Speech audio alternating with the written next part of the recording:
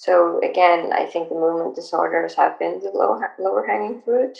And I think for us to make precision psychiatry therapies, we will need that coverage. We will definitely need networks. We will need lots of nodes. The advisor had told me how to approach clinicians when I approached Mike and Kelly. There was a DARPA grant opportunity. I went to them and I said, look, I know how to do this. This is what I can bring to the table. Do you want me in? And they were very excited. And if everything we've done after that, they've given me an equal seating at the table. They haven't treated me like a technician that would fix things for them. And I thought, okay, this will be okay. Like I'll present the work at engineering conferences and they can present it at clinical meetings. And every time they've organized clinical meetings, and they organize a lot, they said, Ayse, you're going to be the one presenting the work.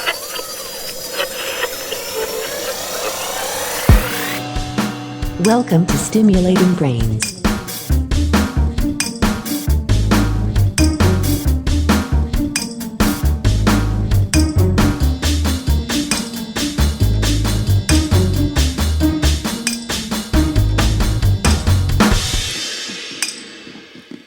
So welcome to another episode of Stimulating Brains. Today it's my honor as a guest interviewer, and I'm Julian Neumann, assistant professor at University Hospital Charité in Berlin. And I'm going to interview Aysegul Gunduz. She's an associate professor at the University of Florida and recently appointed fellow of the American Institute for Medical and Biological Engineering. Ayse is a visionary and pioneer in the application of deep brain stimulation algorithms and development of neurotechnological solutions for symptom detection and implementation of adaptive skills loop, DBS.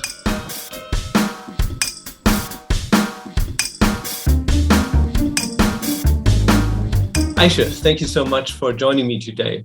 You have led a landmark study with the implementation of a fully embedded system that can sense voluntary movement and treat tremor independence of demand. So can you tell us a little bit about the main results of the study? Sure, and thank you for having me, and thank you for that kind introduction.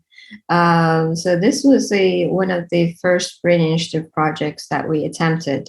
I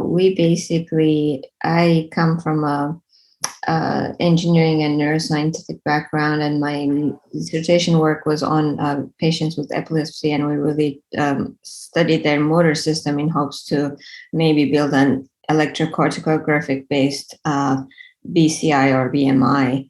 And once this call came, I went to Kelly Flood, who's my neurosurgical partner, and I said, Kelly, what do you think the low-hanging fruit here is?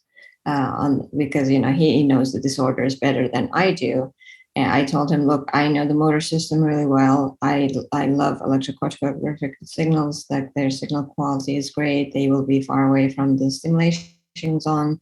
With that in mind, what do you think is the low-hanging fruit? And without a second, he basically said intention tremor and essential tremor. That's what we should go for. So I can't say I'm the only brainchild, but through this, again, interaction between multidisciplinary groups leads to these kinds of ideas. So then the idea was that he described what intention or action tremor is to me. He said, so these patients, and they're a large subpopulation of people with essential tremor, they don't experience tremor at rest, but their tremor starts when they start a purposeful movement. The sway of the tremor gets worse at their target, so as if they're trying to pick something up. And that obviously decreases the quality of life. I said, great, we can keep the stimulation target the same. What I would like you to do, and obviously we had to get all the approvals together, is to add a cortical strip, hopefully to cover the premotor cortex and all of the primary motor cortex of the hand knob area. And then together these electrodes would be connected to the PC buses, which was a device that was available to the Brain Initiative public-private partnership at the time. And we've had experience with active PC process before, so we already had worked with two different clinical patient populations. And actually, that's why I went to Kelly and not Mike, because the other two projects were Mike's idea, and they were Tourette syndrome, they were freezing of gaits with on medication patients. So those were involved projects. So this one actually we really thought this would be the patient model to really show the feasibility and efficacy of a closed loop DBS system. Yeah. So this was a study where patients that were monitored and subjected to deep brain stimulation of the thalamus for essential tremor. And you mentioned the cortical strip. So this is an ECOG electrode where you can get cortical brain signals, right? Correct. And use them for an algorithm to decode something. So yes. How did that work together with the? Right. So we started our recordings basically during the surgery because, again, these are investigation devices. So if we didn't see what we expected to see, we didn't know whether it was because we didn't place electrodes in the right place, or it was basically just that was too much to expect from this device. So once Kelly was able to implant, and we started unilaterally. So our whole project said, let's do this unilaterally because this is a feasibility study. So let's show that it can be done and not, go all the way out. So once he placed the VIM electrode, and then we also guided him as to where to place the cortical electrode. So he placed it. We did some recordings. We asked the patient to open and close their hands. Our control condition is always puckering of their lips, because the hand is close to the face area, but if placed well, we shouldn't be capturing any activity when they're puckering their lips. So the cortical strip looked like it was well placed. And then obviously they closed it up, and then a month later, the device was implanted. As for the biomarkers, again, just because we've known the motor system through electrocardiography in epilepsy populations for many decades, we were basically expecting event-related desynchronizations in the beta band with hand movements, both ipsilaterally and contralaterally. We've already known that from epilepsy patients. Only with contralateral hand activity, we were expecting this broadband high gamma activity on the cortical strip. And during the intra-op recordings, we actually saw that event-related desynchronization that I explained was exactly there in the VIM as well. So my first reaction was like, whoops, did we just put a cortical strip for no reason? And then when the active PC process was connected, we actually couldn't get any of the high gamma. So that basically told us that the device did not have the signal to noise ratio to capture high frequency activity. And we said, that's fine, because we already have the low frequency desynchronization. We can definitely base it on that. Funny enough, once the stimulation engine was turned on, even at 0 volt output, the VIM signals were obliterated. So I was like, whew, thankfully we have a cortical strip. And then again, because I'm an engineer, we're careful. We did 3 months of recording straight out to make sure we had enough statistical significance on the feature that we selected. And that also kind of, we also wanted to make sure it was stable enough rather than jumping it on month 1. So by month 3, we were able to achieve cortical-based stimulation on all of our 3 Activa PC process subjects. And this is this study that we were able to publish in Science Translational Medicine.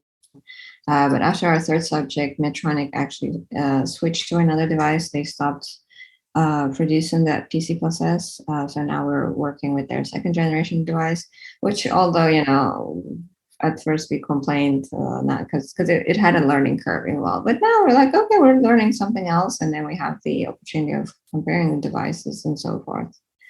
And we're still learning a lot from that device. We recently published a multi-site study in Journal of Neural Engineering. So this involved Tim Denison at Oxford, Phil Starr at UCSF, and as well as Helen Brown Stewart at Stanford.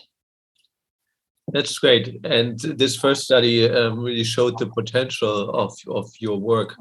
You basically showed, to sum up, that instead of having to stimulate for the entire period when conventionally the stimulation is always turned on, you showed that this is not necessary, that you can stimulate only when it is required. And this reduced the stimulation time by about 50%, if I recall correctly. Yes. With the same clinical effect. Yes, so the clinical effect as measured by the tremor rating scale. So this is a video-based rating scale. They do several tasks on this. So we had them do it on each day of when we did assessments with DBS off, with open loop DBS and closed loop DBS. And then we give this to a movement disorders fellow, a doctor that has done their fellowship in movement disorders, and we don't let them know which condition is which. So they give us the scores, and then we uncover it. So the scores of open loop and closed loop were significantly reduced from the off condition, and definitely very significantly reduced from their baseline, their preoperative rating score. So yeah, obviously we were delighted. Yeah, so that is really great. I think it's also important what you mentioned regarding the utility of the different signals, because you already said that there was an additional electrode that would not conventionally be implanted if not for the use for closed loop adaptive DBS. And for the patient, it may be, the patients may be hesitant to agree to get an additional electrode. To be clear, it's not penetrating the brain, this additional strip. It's laid on top of the surface. And it's placed through the burr hole that they make to implant the depth electrode. So there's no other burr hole, there's no other incision to be made. Obviously, they stitch its end so that it doesn't move. But they do a local anesthesia for any incision to the drum matter can be felt by the patient, so they definitely do a anesthetic there. But in your study, you show that to really move forward with such responsive algorithms, it can be a huge benefit to have such an additional electrode. Yes, I think so. And again, if we can use the same incision and the same burr hole, that's the added risk becomes much more minimal. Yeah. And obviously, we do a lot of imaging and so forth when they know they have to push it. If there are any kind of vessels or anything, they will change the angle that they would, they would change their surgical planning. Yeah. So another important benchmark that you set was the fact that it all went on in a fully embedded fashion, and you could follow up the patients over months. So there's no other study that I know of that has accomplished this, and I think it requires a lot of knowledge and interaction also with the engineering side from the engineering side with the manufacturer. Phil Starr and Helen Brown Stewart's groups have done this in Parkinson's, so I'm not going to take the whole credit. Okay, so. I wasn't aware that there is long-term adaptive DBS. Definitely, or I would say probably not with brain state prediction. So that is what you did, is kind of Right. So that's one thing I think that differentiates our studies from the Parkinson's studies. So with Parkinson's, there is a pathological rhythm that has been shown and replicated in many places. Whereas, it's high, then they take their L-dopa medication, it suppresses, it's there, then they deliver electricity and it again gets suppressed. And obviously, it's that pathological rhythm always correlates with symptoms, patient symptoms as detected by wearables or as observed by a clinician. What we are doing is something different. We're really understanding what this disorder is. It's basically, okay, in this case, they don't rest. They don't tremor at rest. They're only tremoring when they initiate a movement, and they initiate a purposeful movement. So here, our goal is to detect their intention to make that movement. And because we want to go a little bit more pre-motor, we want to capture this as soon as we can so that we can ramp up the stimulation at a not very fast enough rate, that because fast ramps can cause paresthesias. But then at a slow enough rate that, it still kicks in fast enough to suppress the tremor before happening. And then they can do their purposeful movements, smoothly. Yeah. So that is really fascinating. So basically, you're decoding an ongoing behavior in the patient, and you're using this classification output from the decoder to inform your stimulation algorithm. Now, the study only had 3 subjects. That's the limitation. So, Right. and I can fully understand that how much work it was to do this and perform. Yeah, so we were lucky in the sense that we were able to publish with those 3 subjects because the next generation device was going to take a long time to come. So we did convince the editor that, hey, we can add more subjects, but first they will receive a different device. So there's going to be this inhomogeneous population. And we're working on regulatory approvals. We're also learning how to program this device because, it has a lot of flexibility. It's just that you still have to learn to use it. So we said, we really can't do our next subject within 9 months. So, and we also, listed some papers that they had published with ends of 2 or 3. So we did convince them to get it out. But according to our public-private partnership with Medtronic, so we had, say, at N of 10, so we are receiving 7 RC processes. We have 3 of them, 4 of them implanted, so we will also implant another 3. So I'm looking forward to the results of that. Yes, we recently got also approval to do home recordings.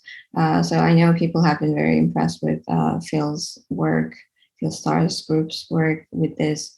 It's just that they had received a technology dissemination grant, so they knew the capabilities a bit more than us, and they also have the funding to do all this. We never had funds to do home visits, so that's why we're a little behind. But now we're definitely interested in seeing what's happening during sleep, and I think that would be the minimal thing that we would ask from them, because I really think them having them record themselves 24/7 is a bit much to ask. But our first thing, we will ask them to put the the Bluetooth receiver by their nightstand and record during that. The device has an internal inertia sensor, so we can see how much they're tossing and turning. We could possibly add an Apple Watch too, but the goal is to show that when we sleep, our brain rhythms slow down. So if the beta is slowing down during sleep, is that causing these stimulations, and is that waking up the patients? So that's one thing that we would like to see. But Phil's group had recently published something that shows that there are low rhythms that go up. So our fast rhythms slow down, but our slow rhythms actually increase in amplitude. So if we show that, then we could actually have another classifier that says, oh, they're sleeping now, so by no means turn the stimulation on. So those are the next two steps.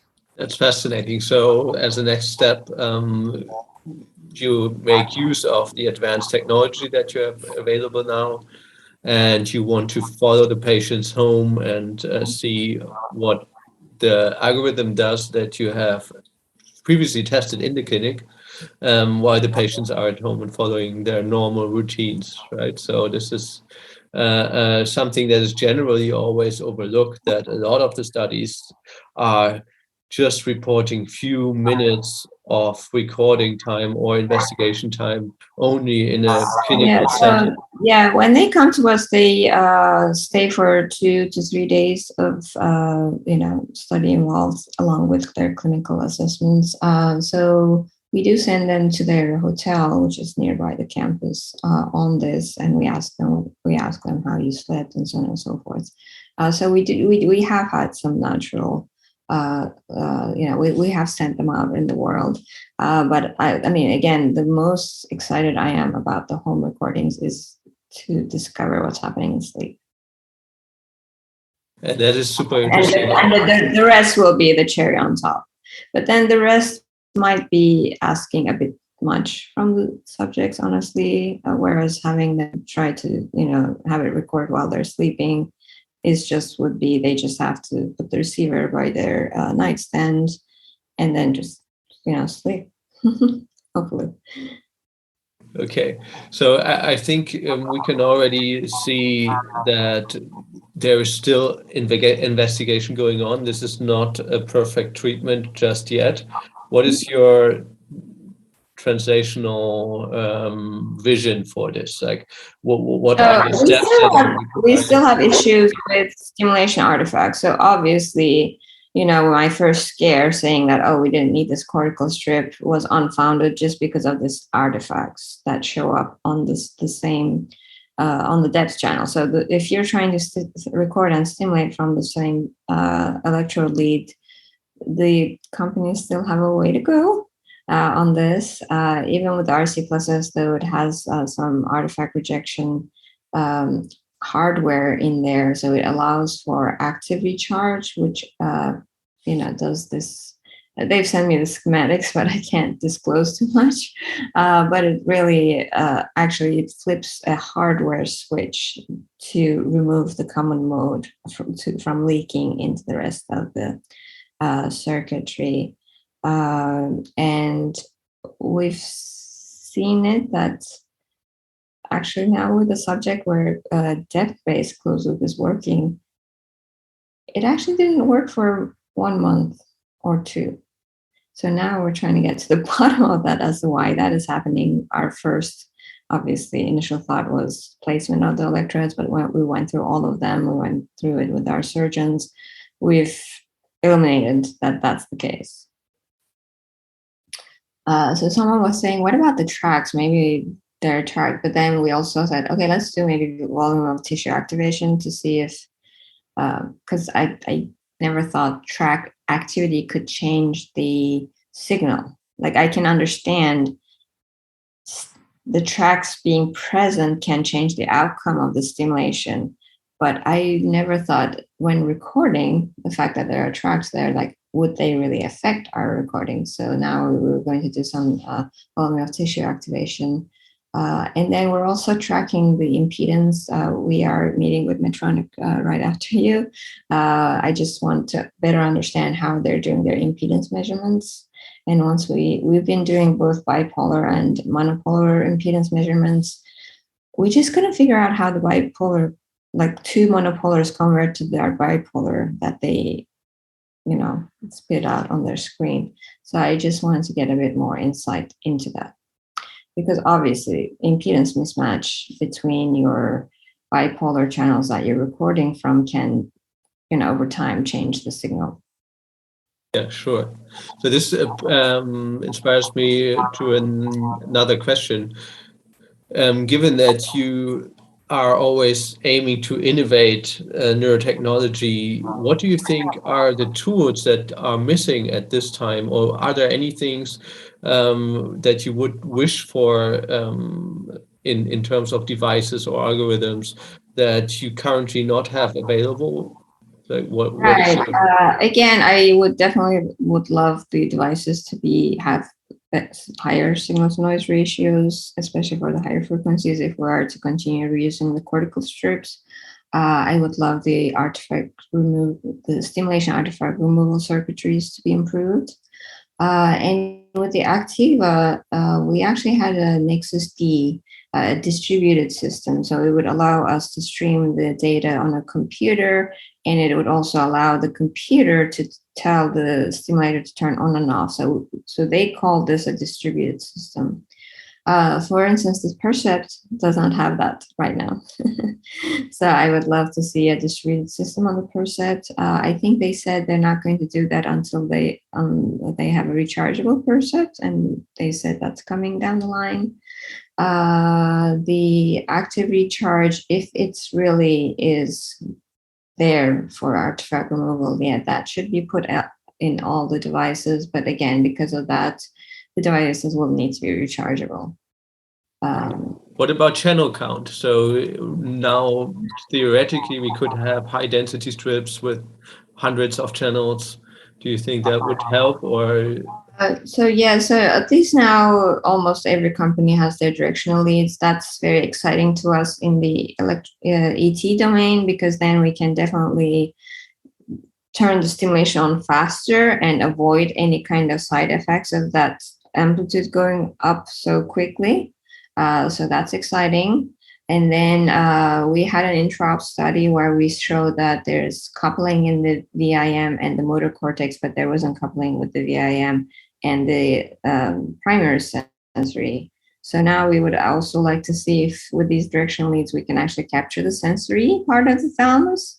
And then if we could show that and detect the motor part, and then have a strip that's covering both the motor cortex and the somatosensory cortex, and see if there's coupling that way. So yeah, we're excited about the directional leads. Yeah, again, just having, okay, and then you were talking about lots of channel count.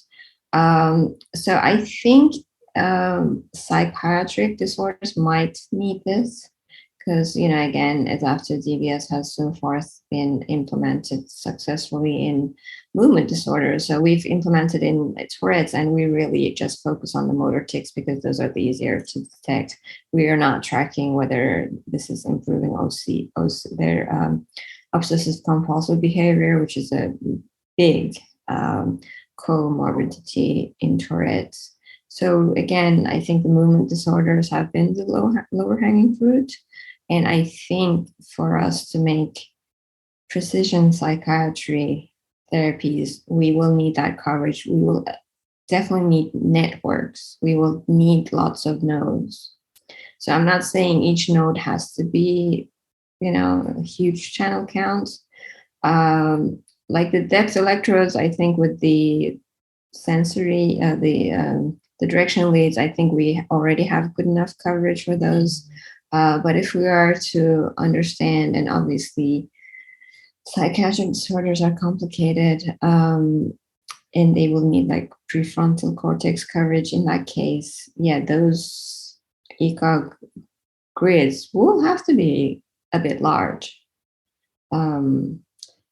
But then again, I think the way we approach to that is we need to understand some disorders, like their network signs. If it's already improved, then we can justify why we need to put these things in there. Yeah, I completely agree. I think people will be interested. Literature review is definitely needed. Yeah, I agree. So I believe that the listeners would be interested to hear about your tic-detector and your work that you did on Tourette syndrome. Yeah. Yes, with Tourette syndrome, when we were in the room, so it was me, Mike, and Kelly. Mike Okun is our neurologist. Kelly Foot is our neurosurgeon. They turned to me and they said, "Okay, so where are we going to put these strips?" And I was like, "What?" I was an assistant professor at the time. And because Mike was saying, well, they have these premonitory urges, so maybe the sensory area, and then there's like, so many obsessive compulsive, maybe prefrontal area. And I said, whoa, whoa, whoa. So this is a 4-contact strip, and you're telling me the prefrontal cortex, which is huge. And I'm like, so like, can you show me something, studies that have been done? And they're like, no one has done any studies like this. And I'm like, okay, assistant professor here who needs to get tenure, we're putting that strip on the motor cortex because if anything, we will be able to detect their involuntary movements of their limbs. I'm like, we can't do a moonshot here. And hence we call it the tic-detector, because the electrodes were placed on places for which we could detect the tics. The common target for DBS therapy for Tourette syndrome is the central median parafascicular complex of the thalamus. And again, Mike is always very ambitious, so they did bilateral implants of that, and all 4 electrodes were implanted the same day because Tourette's patients are a young population. So our first patient was 24, 26, and she was playing a word game, so she was okay. So the cortical strip, so Kelly had never done this before, and I said, hey, I need to do some experiments to make sure they're in the right place. So in my postdoc lab, we had this algorithm that was dubbed Siegfried. It's signal processing for something, but my postdoc advisor was Austrian, so it had to have a Germanic name.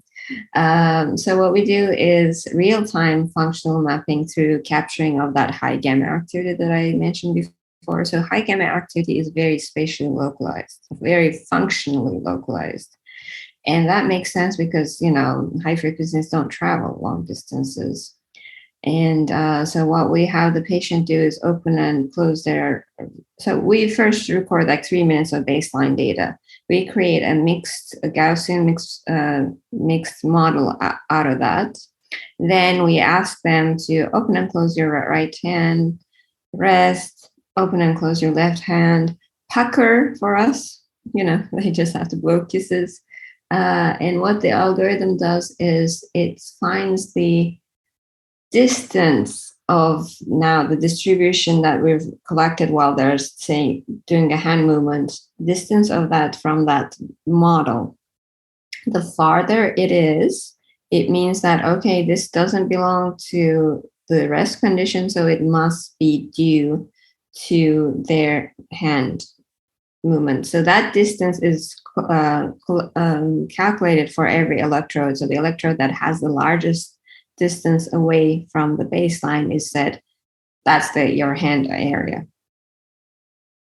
And so that way we knew that the electrodes were definitely placed on the hand motor area. So that was kind of a functional localization of. Yeah, we call it. You call it passive real-time functional mapping. Super cool. So I think it's really fascinating what you say also, that you're using these brain signals that are essentially brain waves. So there are waves of activity in different frequencies.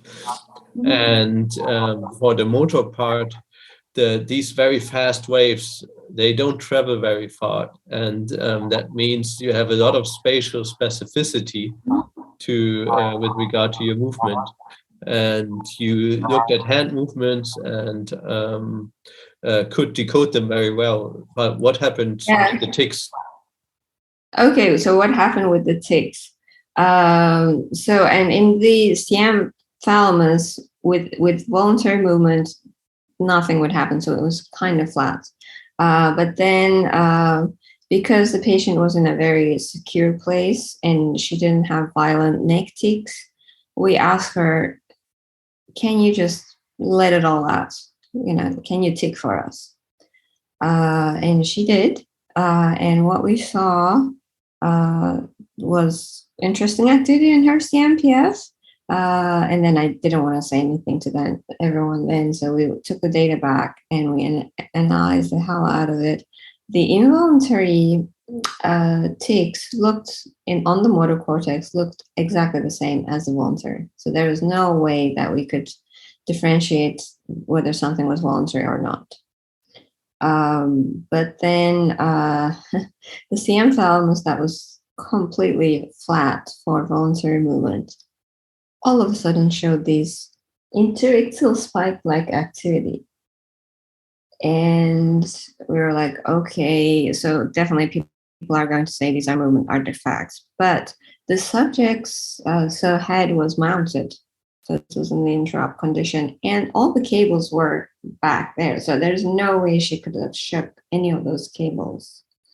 But then later, when she got the PC+S implants, we obviously asked her to mimic tics as hard as she could. So we made her do a lot of movements, and those didn't create artifacts. And what was interesting was that those interictal spike-looking activity was always contralateral to where she was experienced the tic. So now we're telling people, hey, if it was cable activity and if I'm going like this with my right arm, the artifact would be on my on my right, so it would be on my right CM, but the activity was on the left CM.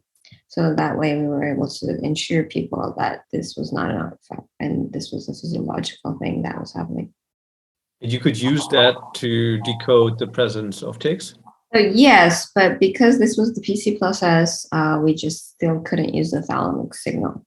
Then, again, being engineers, what we ended up doing is that, again, in the motor system, there's something called beta bounce. So when you do movements, your beta decreases, but then when you suddenly stop, your beta rebounds. So you capture this short, boom, boost of beta. We actually had to track those down to say that there was a tic happening. So that meant that it was a little slower, but just technically, we couldn't use the depth. But now that we have RC+S in these patients, it's all thalamic based. Super cool. So, but previously you used the distributed system again? I mean, we always use a distributed system at the beginning just to, understand things. But our biggest impact with the distributed system was to actually have a separate project with AT because everyone was saying, these are movement disorders. Why do you need the brain? Why don't you just put wearable sensors on them? And we always put wearable sensors to track their symptoms anyways. And I'm like, oh God, okay, we do have this Nexus D. And then we talked to Medtronic and they said, oh yeah, that Nexus D can talk to any Activa device. Like it can communicate with it with a firmware upgrade, and you can tell a computer can tell it to turn on and off. Okay, we needed to get another IDE for this. So that way, my student Stephanie Sarner, now Dr. Sarner, she's a postdoc in Philip Starr's lab. She recruited Activa subjects, so she could recruit people with Activa PC, Activa SC, Activa RC. And she actually also had them do some speech tasks because we always say, open loop causes slurring of words, whereas the closed loop wouldn't. Like she also did that, so she's still finally hopefully submitting it soon. But yeah, I think that was the biggest impact of the distributed system, because now based on the wearable sensors, and we decided to use EMG rather than inertia, so our sensors are able to collect both, but we figured the muscle activity was going to happen before big inertia happens anyways. So she based it on the muscle activity, and she was also able to develop a closed loop system that way that basically showed that, her TRS outcomes were equivalent to open loop TRS outcomes. So that is a perfect point to ask you. What do you think has more future? Brain signal-based closed-loop systems or variable-based closed-loop systems? What are the advantages and disadvantages? The trouble with the wearables is that, you have to place them in the same place all the time. That's always going to be hard. Wearables come with stickers, they will sweat, and so on and so forth. So there's that practical downfall. The other thing is that, okay, we had a computer in the loop, we had a wand on top of their device that could tell.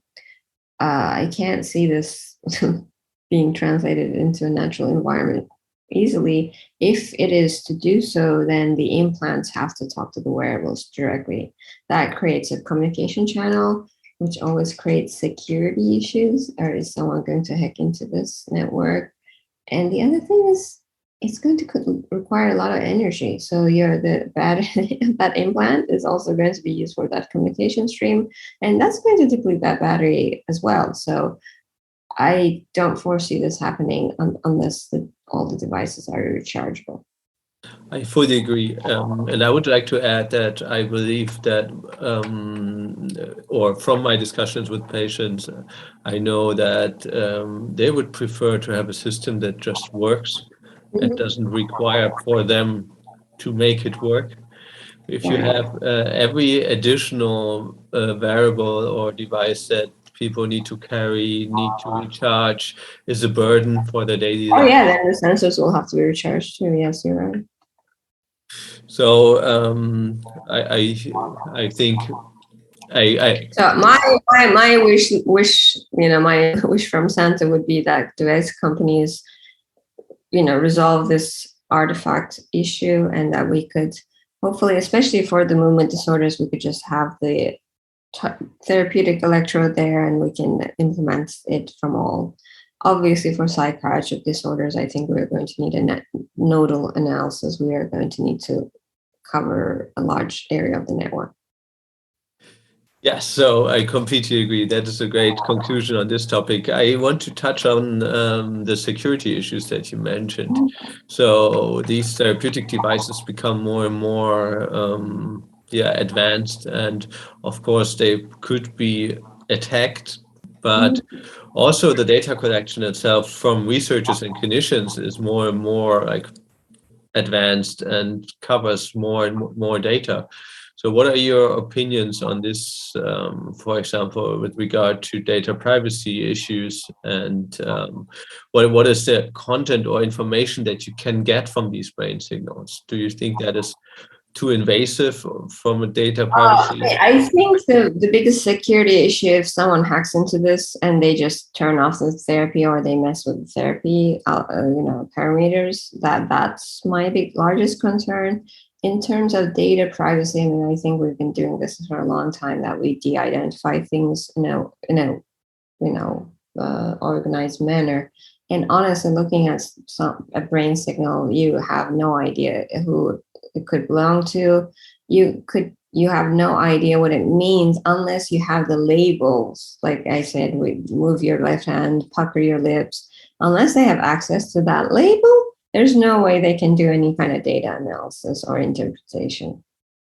I think this is a very important point for listeners, that the brain signals that are analyzed are voltages, a time series of voltages that do not have a direct accessible content.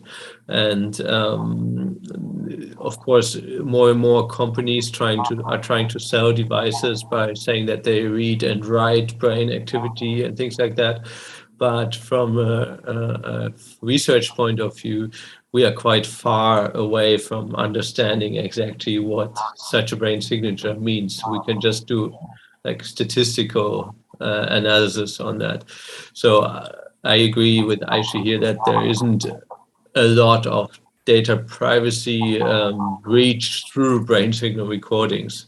But of course, that should be up to the patient to decide in the end.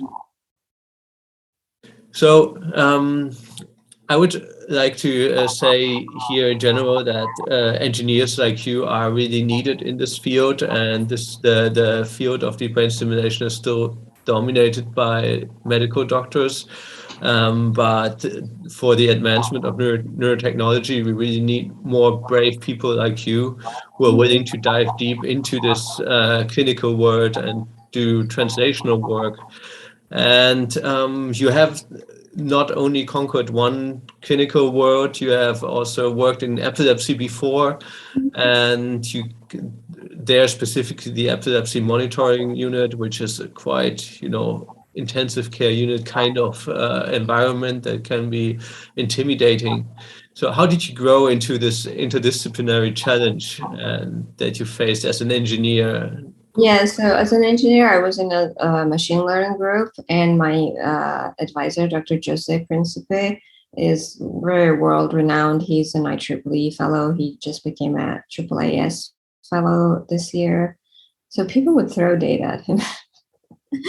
And that's how I got the data for my dissertation. And then it just started bothering me. Like there would be something in the data that looked a little funky, and I had no idea what it was. So I was like, okay, I want to collect my own data. I want to ask my own hypothesis. I need to design my own experiments. And hence that's why for my postdoc, I went to join Dr. Garen Schock's lab at the Wadsworth Center, and they collaborated with Albany Medical College. So my appointments were with both. Dr. Schock taught me how to approach clinicians, how to show your value to the team as an engineer. So I definitely learned a lot from him. From Dr. Peter Brunner, who was actually just a PhD student when I was a postdoc. He was always way smarter than me, and they're both Austrians. And Peter is now a faculty in the neurosurgery department at WashU at St. Louis. And Peter showed me how to approach the nurses as well as patients, I would say. But no, he was like, okay, every time we go, we're going to take the nurses either pastries or fruit. the nurses are the key. They're the gatekeepers to the patient. So if we get them on our side, they will allow us to ask the patients, hey, are you up to do some research? And then I also, through him, learned how to talk to patients. And our bread and butter was actually the patient's family. Like once the family member gets excited about this, they will force the patient to do this. no, you gotta do this. So that was the kind of experience that I really needed to gain. So that's a lot of communication and appreciation of the environment. And I think not only, as you said, the nurses are extremely important for patient care. They know the patients, and they do the valuable work working with the patients all day, all night. So that makes a lot of sense to me. Also, so the first student that I had once I became a faculty at UF, and we went to, we had a consented patient, so she and I went. And the first question she asked was, are you in pain today? Okay, and then, after I pulled her and said, Amy, the patient had brain surgery. Of course they're in pain, but you don't have to start our interaction that way. You can ask, hey, how are you feeling today? Or are you feeling better today? It's just the simplest nuance that makes the difference, which obviously they don't teach us in engineering school. Yeah, awesome. So how were your first encounters with neurosurgeons? Are there any anecdotes about that? So in Albany, our epileptologist was the big guy. Like the neurosurgeon was way junior than him, and the neurosurgeon would do anything he would ask him to do. Though there were some residents that one time we were in the room, and they came in and they just, I don't know, they interact with the patient. They took the patient's snacks, and they just asked me they treated me like as if I was a nurse. And no offense to nurses. I think nursing is a very honorable job, but I got that treatment because I was a woman. So we would call them assholes in training. You can beat that part out. Funny enough, life is funny, and you may not have known about this, Julian, and I do apologize if this is going to, make you a little sad. I actually had a very bad bicycle accident in March 2020, and I had to undergo brain surgery. And my brain surgeon was was the chair of surgery, neurosurgery at UF. And just because my name is complicated, I guess the paramedics didn't get my name. So I was patient G in his, on his list. I was patient G, and obviously I was, all covered and stuff. So he performed the surgery. And after that, when he saw me, he's like, it was so good that I didn't know it was you on that table. And that made me think, okay, maybe these guys, who we called assholes, were like that because they actually they shouldn't, form a bond with their patients before the surgery, because that could actually emotionally affect them. So now it's just, you never think about these things. So if I could say something, give people a chance. You don't understand their point of view. You don't understand where they're coming from. There might be a reason why they're acting the way they're acting, and it might actually be a very good and valid reason. Yeah, that makes a lot of sense. Were there any highs or lows in your role as an engineer next to an MD-dominated world in the clinic? Actually, I have to say, and just because I think how my postdoc advisor had told me how to approach clinicians when I approached Mike and Kelly, there was a DARPA grant opportunity. I went to them and I said, look, I know how to do this. This is what I can bring to the table. Do you want me in? And they were very excited. And if everything we've done after that, they've given me an equal seating at the table. They haven't treated me like a technician that would fix things for them. And I thought, okay, this be okay. Like, I'll present the work at engineering conferences and they can present it at clinical meetings. And every time they've organized clinical meetings, and they organize a lot, they said, Ayse, you're going to be the one presenting the work. So in that sense, I have been in a great environment. And my mother used to say, I think when I was in college, she told me, you know what, my dear, I know I never have to worry about you. And I said, okay, well, what are we talking about? She's like, I've seen the way you choose your friends and you always surround yourself with good people. You're going to be fine. So I think in that sense, I've chosen my collaborators as well. So that is a great way to say that basically you were successful in this interdisciplinary environment, not only in one place, but in multiple places. So it can't only be the others. So yeah, I have a way of choosing the right people. Okay, that's great. Are there any other recipes for interdisciplinary success? No, again, just try to communicate. Again, you have to sell yourself at some point. So just describe to the people what you will bring. And then we all actually started meetings right away. That was also a big part of the success. So they met with my students once a week. And that was good because at the beginning, my engineering students were very shy of asking stupid questions to the attendings. But then they also brought in their fellows and residents, and then they weren't as shy with them. So they started interacting with them, like trying to learn from them. And that was great for the residents and fellows who really didn't have a lot of time for research, but they wanted to do research. So they told my students, and we have a huge DBS data bank at UF, said, hey, this is a really cool clinical problem that I was interested in, and you seem to have the skills of data mining. Let's take a look at this. And while I was writing all these regulatory protocol applications, my students started doing these side projects and they published real quickly, and it has been great. So Kelly was feeling left out. He was like, hey, you guys meet with neurology and never with me. Because he wanted to be involved. So now we have to meet at 7 a.m. on Mondays. So yeah, so when you said it's 7 a.m. okay with you, I'm like, sure, it's another 7 a.m. meeting. Okay, so that's ambitious. You probably have a very busy schedule, anyways. So you moved as an engineer into the clinical research world, but that wasn't the only adjustment that you made. You also moved from Turkey to the US. How did that affect your career? Like, are there any is there still impact from that? Yeah, any take-home messages for international scholars who are interested in this journey? So I just got motivated because all my other friends in college were applying.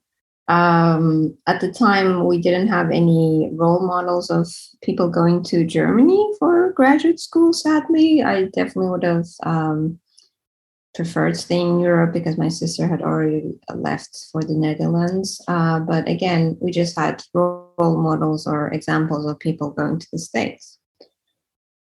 And we also had heard that the States gives you either teaching or graduate fellowships, assistantships, and we had never heard of that being done in Europe. We basically said, unless you're an EU citizen, you have to pay a lot of money. So that was, I think, a reason why I didn't go to Europe. And I really wasn't too ambitious about it. I just heard of where people had ended up, and so I sent those applications in. One place, my mother is a math teacher, so two of her former students had moved to North Carolina. They were at North Carolina State, so I applied there too. And that was the one that I heard back from the first, and they were going to give me full teaching assistantship, so they were going to cover all the tuition and would give me a stipend. And my mom said, like, I would really feel, like those kids would take care of you. So I was like, okay. So I ended up in Raleigh, North Carolina on August 11th, 2001, which is precisely 1 month before September 11th, 2001. So coming from a Muslim country, it wasn't the best time. I have to say, I wouldn't tell people where I was from. And Raleigh is the capital of the state of North Carolina. So people turn political real quickly. People turn pro-war very quickly, even though we had no evidence of there was anything in Iraq. So I have to say, I didn't enjoy my first year there. The second year became a bit better once I made friends. But I just wasn't comfortable in Raleigh. And then I was in a relationship at the time. He finished his PhD and he got a position, a faculty position at the University of Florida. And he's like, hey, do you want to go down to Florida with me? And I'm like, okay, yes. And in fact, Gainesville, Florida is a liberal pocket. So it felt like a breath of fresh air. And I did my PhD in electrical engineering in Gainesville. And then obviously once I graduated in Gainesville, there was nothing else to do. I talked to some departments. The biomedical engineering department was very new. They said, well, if you leave, we would definitely consider you as an outsider. So that's what I did. And actually at some meeting, I ran into some neurologists from UF and they said, oh, what are you doing? You should come back. So they also wrote recommendation letters for me to go back.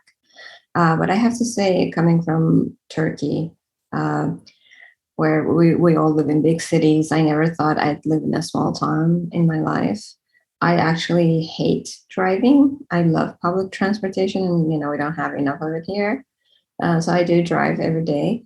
And I didn't learn about American football for the first 3 years until I moved to Gainesville, Florida. And University of Florida is a huge football school. But then I started watching, and once you can identify with a team, and once they were doing so great, so they won the national championship that year, I was like, oh, this isn't that bad. I can watch this. So yeah, but I haven't watched it recently because we're doing terribly. And I don't think I've ever watched the Super Bowl from start to finish ever. Anyways, I'm just in for the halftime shows. But yeah, it was an adjustment. It's funny because there's also these cultural things. One funny thing, like I was just walking through, I would see faces and I would think I saw an old friend and I would get excited for a second and then I would have to remind myself that person isn't going to be here. And then we were at a party of some Turkish friends and he had an American roommate whose sister had joined. So then I saw her on campus one day, or maybe the next day. And I got so excited that I saw someone that I knew. I hugged her. That freaked her out. And that was the day I learned that Americans need their personal space. And I looked like a freak to her. And she was way younger than us. So I was like, oh my God, this girl's now scarred. I hope you're still hugging people. Well, not during the pandemic, but yes. Okay, so I think this is really interesting for so many people and definitely very interesting for me. But so beyond your accomplishments now as engineer, as a DBS scientist, you are also an award-winning advocate for diversity. Can you tell us a little bit about your work on that and your motivations? Yes, so my first PhD lab was run by a Portuguese PI. I think I said he's very, he's an IEEE fellow and so forth. And he always had a very international lab. We had one Portuguese student when I joined, so he joined at the same time as me. And my advisor never once spoke to him in Portuguese. He said, this is an English-speaking lab. Although we had groups of people from similar countries, he once said, please speak in English with each other so that everyone understands and everyone can join in the conversation. And we had this little area where there was a whiteboard. He wanted people to talk and learn from each other. And he always said, you're going to learn from the person that is so different than you, like whose background experiences are so different. So that definitely made an impact. Obviously, being discriminated against during that Iraq war part also wanted me to tell, you shouldn't be judging people so quickly. And then my postdoc lab also was quite international. Again, I had a European boss, and he would also have students from Europe or, students from Asia and so forth. Okay, there's a cat fight going behind my laptop. Okay. I have two cats. Okay, down, people. Thank you. And then when I joined UF as faculty, and I think throughout my lab experience, my undergraduate experience, I've never been discriminated against as a female. I've never understood this girls can't do math thing. I've never heard of it until I came to the States. My mother is a math teacher. And I always thought, hey, if I do my duty, if there's boxes to be carried, if I did my part, people will accept me. And I don't need to be a diva. So then my first year, I was invited to the Society for Women Engineers, meet and greet with the faculty thing. So there were 3 female engineering faculty panelists, and this was a storm of girls. They're freshman girls. They're admitted to the College of Engineering. They haven't decided on their major yet. All I was going to tell these girls, don't act like a girl. If there's boxes to be picked up, just pick them up. So my goal was like, if, don't run like girls, you'd be fine. Luckily, I was the last to go because the 2 people that went before me, funny enough, the first one was also a Turkish faculty we just met that day. She talked about, she had studied computer science in Turkey, and she talked about how, guys didn't want to be in groups with her when she was in groups, that how much they would, make fun of her or maybe use her as a secretary. Then the second person, she's Thai, but she was raised in Americas. So she went to Georgia Tech as an undergrad, and her major is chemical engineering. And she was just talking about how hard it was because her female classmates would just drop out. They couldn't retain them. So she was always trying to find her. She'd find herself. I'm like, okay, I got to make new friends now because like all my friends left. And then I'm just like sweating because I'm like, I had no plan. I was just gonna say, don't run like a girl, you'll be fine. So then I just like tried to have these flashbacks of like what was so different about my experience that I just never had to feel this way. And one, all my guy friends were awesome, and that's because I was great at picking friends. And then it hit on me. We had undergraduate advisors that would be assigned to us based on our alphabetic ordering and stuff. And mine was a full professor female faculty, and although she and I never talked about women's issues either in engineering or society, the fact that she was just there made me feel like, yeah, I can do this, no biggie. And she was actually the one that told me that I should apply to schools in America. She's like, hey, look, every generation has to do a bit more than their previous generation. That's how, civilizations advance. So I basically just told the students that I think I didn't have these experiences because there's a saying said, you can't be what you can't see. And I actually saw that. And I said that I will, in fact, join this Association for Academic Women that I had been receiving invites for. I'm going to join this, and I'm actually going to get to the bottom of this. We need to work on how we retain females at the University of Florida.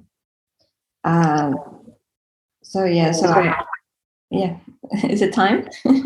No, I just that's super interesting, I think, I just wanted to say that now you have become this person. So yeah. You are inspiring people to and reflect, allow new generations to reflect themselves in your position in your accomplishments. So you've been exceptionally successful as a scientist, award-winning mentor and advocate for a better world in science, and a role model probably for many, many people. I wonder whether this also puts you on a lot of pressure, not only in terms of performance, but also regarding the load with mentoring and committee work. How do you cope with that? Yeah, so again, all the efforts for diversity does take a lot of time, but then you get these thank you notes, and that's kind of rewarding. So in a way, it's altruistic work is always fulfilling as well. But then you also learn how to say no to things. If something isn't of interest to you, you just say, hey, I have this and this going, so I really can't commit to this. Like even if I said yes, I'm not going to do a good job of it. I think saying that kind of like, okay, yeah, I'll find someone that will work better. So that kind of helps. In terms of pressure, being successful, I don't think adds more pressure to you. I mean, obviously there might be more expectations, like for you to perform better the next year and stuff, but I just, I do my best. In terms of pressure, actually the biggest pressure I feel is when I'm asked to talk about work-life balance. Okay, those kind of talks stress me out because I don't have children. All right. So I feel like people always want to hear about how you manage your family life with things. And I don't have children. And because of that, I've actually taken on more service because two of my younger females that were hired after me both, became pregnant and had their kids throughout. So every time there was this one other thing that needed to be done, I was like, you know what? Probably I can do it. So I added that kind of pressure to me because, and then every time I would get an award, I would feel badly because, they're struggling with 2 kids each. And I have all this time in the world because I don't have children. But then there came a time where I was like, okay, I guess I should start dating now. And dating in your late 30s actually takes a lot of time.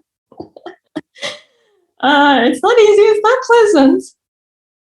But I was lucky enough to find the right person for me. So. Yeah, I think this is very inspiring also for people like me to actually respect the amount of work and energy it takes to be successful as a woman in science, and having kids or not having kids. In any case, it is much more effort that is required to be there even. And I feel that now the inequality for women in science is more obvious maybe than ever, because the number of successful women on PhD and postdoc levels are rising a lot, but the bottleneck towards tenure is still much tighter for women. Yeah, when we look at the higher positions, so the associates and the full professors, we're still behind on those. And again, those could be related to either familial duties or, again, women not having the confidence that men do. Saying like, I'm probably not good enough. Let me work 1 more year to up these publications or get the next 1 more grant and stuff. So I think that's why it's important for mid-career mentorship as well, that, people should be told that what they're doing is good enough. And if they're not on the right track, just, give them advice on how they can get there. Yeah. I completely agree. Any other things that we can do, especially maybe us men, to fight that inequality? Yeah, no, I mean, I think you guys have invited a lot of female speakers, so that's important. So they basically put the faces out there so that the next generation can see what they can be. So I think that's definitely, if there's a panel that you're invited and there are no females, you can ask, well, why can't we add this person to the panel? Or, I don't need to be on this panel. This person could probably benefit being on this more so. Like the last time I was asked to be on an NIH panel, I asked them, because that was the time when, the Fund Black Scientists movement was going on. I asked how many people on this panel identify as URMs, and she's like, you can't tell that too because blah blah. But then she said, if you have any suggestions, we're happy to take them. And then I gave them some names, but I said, all these names I'm giving you are junior white females, so I don't know whether that is considered URM anymore. And she said, yeah, actually they're not. Okay. So now being a white female isn't enough. I mean, this is an effort to try to improve the situation for intersectionally disadvantaged groups from minority backgrounds and who suffer from discrimination because of their gender identity. So these people, of course, even have it much harder. Yes, in that sense, yes. So I'm like, okay, I'll try to make more friends that I can recommend. But the crazy thing remains is that our marketing and communication specialist, so Black History Month in the US is February, and then Women's History Month is March. So she had already done this. We're celebrating this person, this person, this person. She obviously highlighted our 3 Black female faculty, and then come March, she's like, I just highlighted them. Should I also do them for Women's History Month? And I'm like, yeah, because they're getting twice the discrimination, so we should doubly, celebrate them. Yeah. So, but I think we shouldn't weight discrimination by its severity or how much impact it has, because it's always horrible and bad. But I think one thing we should remember is that women are not a minority. They are constitute 2% of the population. Yeah, exactly, everywhere in the world. So I think this should be like present all the time, this awareness, and I feel sometimes it's still lacking. So let's hope that this is getting better. Right. And one of the reasons, so we are also student population is 50-50 in biomedical engineering.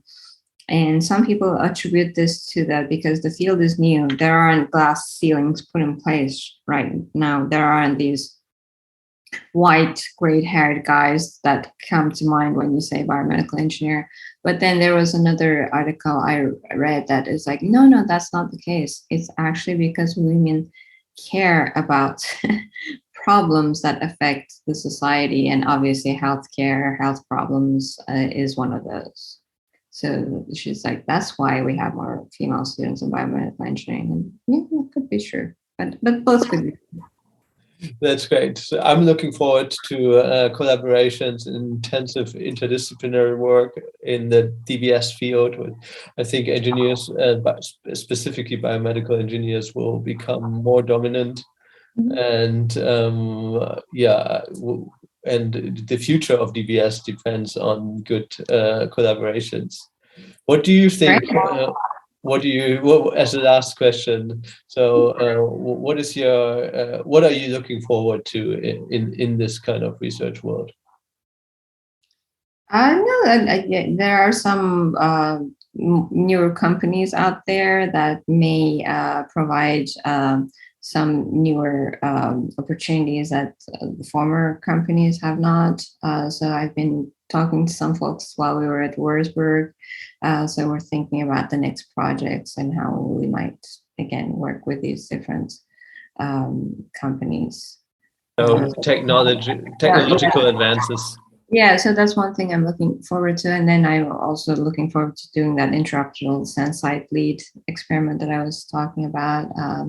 So we've hired 2 new graduate students, and one is from Ghana. I'm very excited about that. That will be my first student directly from Africa. So yeah. That's it. Great. All right. Wonderful. Thank you so much, Ayse, for this nice interview. Thank you, Julian. Always a pleasure.